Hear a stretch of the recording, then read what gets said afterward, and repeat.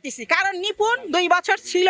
এইটা তো এমন জায়গা না, আমার বাবার সম্পত্তি না, এটা আমাদের শিল্পীদের জায়গা। এটা কি মিথ্যা কথা বলছে? তার বুদ্ধি থেকে 1 বছর 1 মাস পরে এই বুদ্ধিটা তার মাথায় আসে।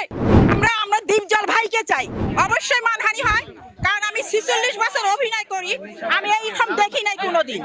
আগে আমাদের ইলেকশন হতো, আমরা নিজেরাই জানতাম না কবে ইলেকশন।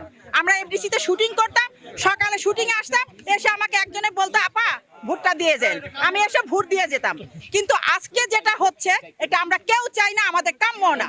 এইভাবে চলতে থাকলে সামনেও এইভাবেই হবে, কারণ এইটা আমাদেরকে প্রোটেস্ট করা দরকার, এটা আমরা চাই না। আমি খুব খারাপ দেখতেছি, কারণ নিপুণ 2 বছর ছিল। এইটা তো এমন জায়গা না, আমার বাবার সম্পত্তি না, এটা আমাদের শিল্পীদের জায়গা, আমাদের সবার অধিকার আছে। নিপুণ 2 বছর ছিল, এইবার ইলেকশন খুব সুষ্ঠুভাবে হয়েছে। সেই সুষ্ঠু ইলেকশনে 1 মাস পরে তার বোধোদয় হয়েছে যে ইলেকশন ভালো হয় নাই, ভোট কারচুপি হয়েছে। তাহলে 1 মাস আগে সে কি করছে? এবং সে আমেরিকায় গিয়া ওখানে বসে বসে সে কলকাঠি নাড়তেছে, এবং তাকে আমাদের যে কোনো একজন শিল্পী বা আমার ভাই যেই কেউ বলছে তার উপরে অনেক বড় একটা হাত আছে। তো এটা কি মিথ্যা কথা বলছে? তার বুদ্ধি থেকে 1 বছর 1 মাস পরে এই বুদ্ধিটা তার মাথায় আসে। হ্যাঁ, সে 1 মাস পরে আসছে, তার ইলেকশন ঠিক হয় নাই, সে এইটার জন্য রিট করছে। তো এটা আমরা মানবো না। আমরা দীপজল ভাইকে চাই, আমাদের সমিতি যেভাবে চলবে। আজকে 2 বছর কোন চালাইছে, আমাদের সমিতির কোনো উন্নতি হয়নি।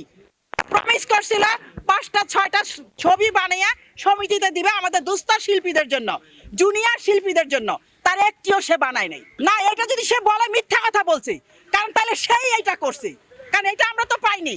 দীপজল ভাই 1 মাস, রোজার 1 মাস প্রত্যেকটা শিল্পীকে, এখানে জুনিয়র সিনিয়র এবং রিক্সাওয়ালা কেউ বাদ ছিল না, সবাই এখানে ইফতারি করছে।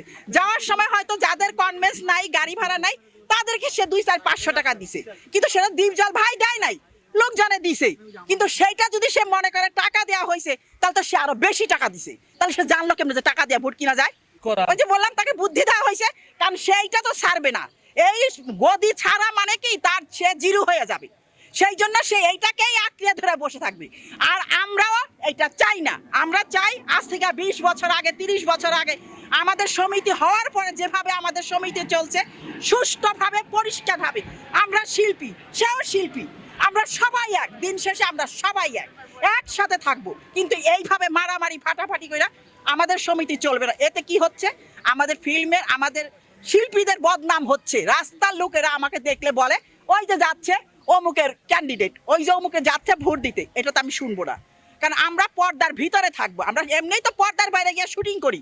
তারপরেও যদি আমাদের এইগুলা বাইরের লোকেরা জানতে পারে, আমাদের সম্বন্ধে কি হয়, কি ধারণা হয়, আমরা এটা চাই না।